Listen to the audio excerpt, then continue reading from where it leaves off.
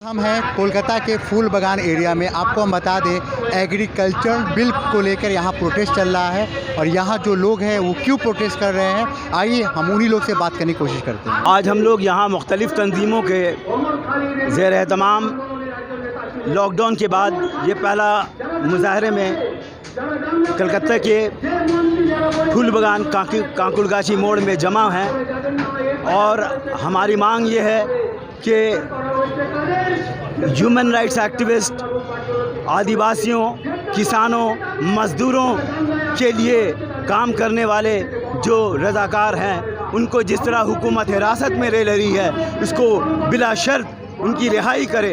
हुकूमत हम लोग जिस तरह से नित नया कानून ला करके किसानों के और मज़दूरों के मफाद को ठेस पहुंचा रही है, इसके ख़िलाफ़ काम करने वाले जो एक्टिविस्ट हैं उनको हिरासत में लेके चुप कराना चाह रही है। इसके ख़िलाफ़ ये हमारा एहतजाज है। आज का हमारा ये एहतजाज NRC, CAA और NPR के ख़िलाफ़ भी है, जो हम लोगों ने लॉकडाउन पैंडमिक के वजह से कुछ दिनों के लिए हम लोगों ने बंद रखा था, लेकिन अब जबकि लॉकडाउन ख़त्म हुआ है तो हम लोग फिर रास्ते में आ गए हैं। हम हुकूमत को ये बताना चाह रहे हैं कि वो कानून के ज़रिया वो जिस तरह से जुल्म और इस्तबदाद के ज़रिया हम लोग को दबाना चाह रही है, हम उसको मानने के लिए नहीं हैं। हम सड़क में आ कर के इसके ख़िलाफ़ मुसलसल एहतजाज करेंगे जब तक कि हुकूमत ऐसे काले कानून को वापस नहीं लेती है। बहुत सारे ऑर्गेनाइजेशन मिल के प्रोटेस्ट कर रहे हैं। बहुत सारा मुद्दा है, एक मुद्दा हो तो बताएं, जिसमें है NRC, NPR तो है ही, CAA तो है ही। उसके बाद में जो जिस तरीके से जिस फोर्स से इन लोगों ने कृषि बिल पास किया है वो बिल्कुल नहीं चलेगा। युवा रोज़गार मांग रही है, रोज़गार नहीं है। हमारे जो बोलने वाले हैं, जो आवाज़ है, उनको अरेस्ट किया जा रहा है। वातावरण के ऊपर कुछ नहीं किया जा रहा है। सारी चीज़ों को सिर्फ प्राइवेटाइज किया जा रहा है, सिर्फ बड़ी कंपनियों को फ़ायदा होने वाला है।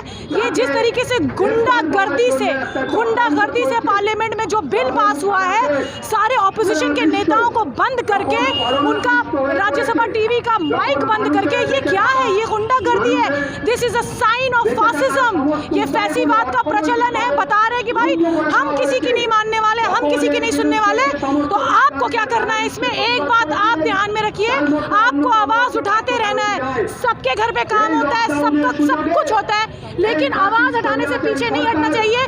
क्योंकि अगर आप डर गए और अगर आपने आवाज़ नहीं उठाई तो वही होने वाला है जो जर्मनी में हुआ था, वही होने वाला है जो इटली में हुआ था, जो मुसोलिनी ने किया था, जो हिटलर ने किया था।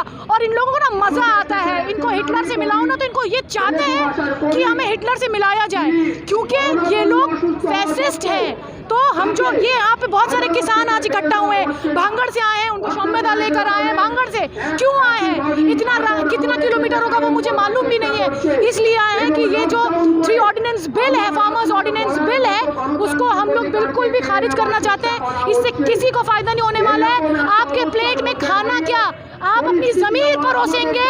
अगर आप आवाज़ नहीं उठाएंगे तो अपनी ज़मीर परोसने के लिए तैयार हो जाएं। अगर आज आप किसान के लिए आवाज़ नहीं उठाते, आपकी आवाज़ बहुत ज़रूरी है, आपको उठाना पड़ेगा। इनकलाब जिंदाबाद। सरकार जितनी बिल अब तक लाई है वो इंसानियत के ख़िलाफ़ है, इंसानी मुखालिफ बिल है। सरकार अब जो है तमाम चीज़ों को बेचने के बाद वो पैसे कहाँ से लाएं, फ़ंड कहाँ से लाएं, तो अब ये कभी किसानों को इससे पैसा वसूल करना चाहती है। अभी आने वाले दिनों में इनकम टैक्स का जो रिटर्न फाइल करने का है, उसमें इन्होंने एक बिल पास किया है कि जो भी लोग बाहर सफ़र करेंगे वो उस पर 2.5 लाख रुपया से ऊपर जिसका अखराजात आएंगे, उसमें ख़र्च होंगे, उनको टैक्स IT रिटर्न फाइल करना पड़ेगा।